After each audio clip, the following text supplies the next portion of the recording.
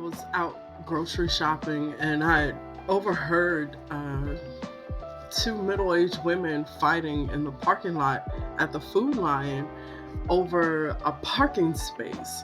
And for whatever reason, this incident just kind of stuck in my head and it got me to thinking about anger. They were both shrieking at each other and threatening each other while standing next to their cars, fighting over this one space.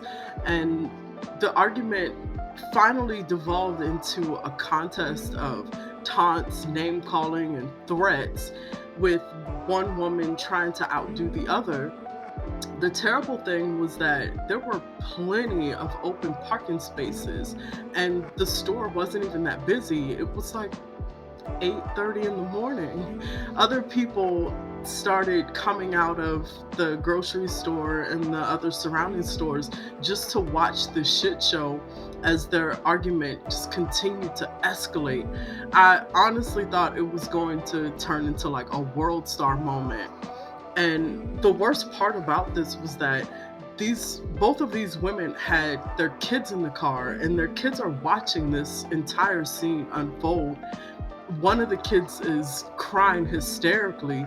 It was horrible. It was a horrible thing.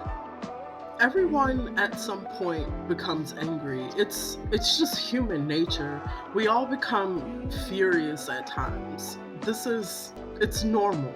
We get angry with our family members, friends, coworkers, strangers, especially strangers who we believe stole our parking spaces at Food Lion. The issue with the anger is that it has a very small likelihood of actually solving the issues at hand and a much higher probability of just making things worse. When we become angry, we actually lose control. And when we do that, awful things frequently occur. A strained relationship at home, a run in with someone while you're driving, being fired or passed over for promotion at work. Those are just a few examples of what might imply. Uh, Samaria Maximus once remarked that anger itself does more harm than the condition it was caused by. And if you have trouble remembering that quote, just remember that the word danger is only one letter away from the word anger.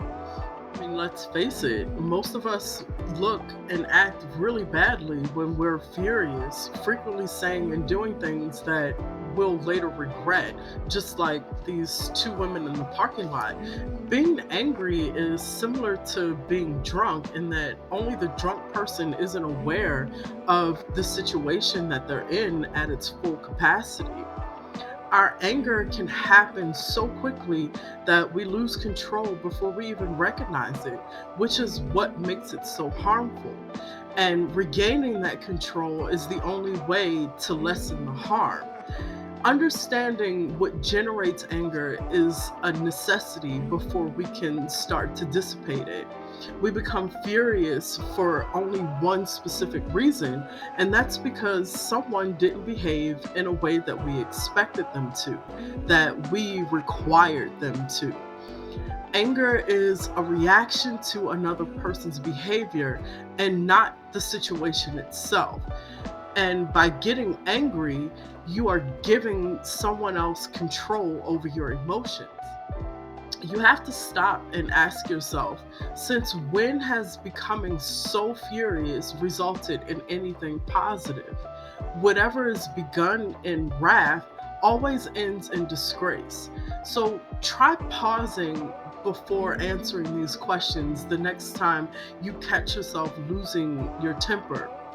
Is destroying the relationship to win this fight really worth it? How significant will this argument be in a year's time, in a month, or a day, or maybe even a few hours? When you regain control, the fury will disappear.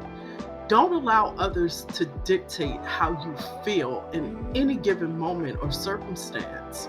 When you become angry, who is the one who actually suffers in this moment?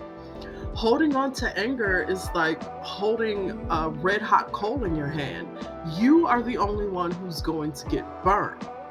So, why is it that when we physically damage ourselves, we learn never to do that thing again? But when we emotionally hurt ourselves, we continuously do the same thing. Biting your tongue is the finest method to put a dispute at rest. This is called anger management. It is not an admission of guilt. Regain command over the situation. If that means you need to stay quiet and walk away to just gather yourself, then that's what you need to do. There's absolutely no shame in walking away from the situation in order to work to maintain the peace. In addition, if you win the fight, being upset over the past prevents you from enjoying the present.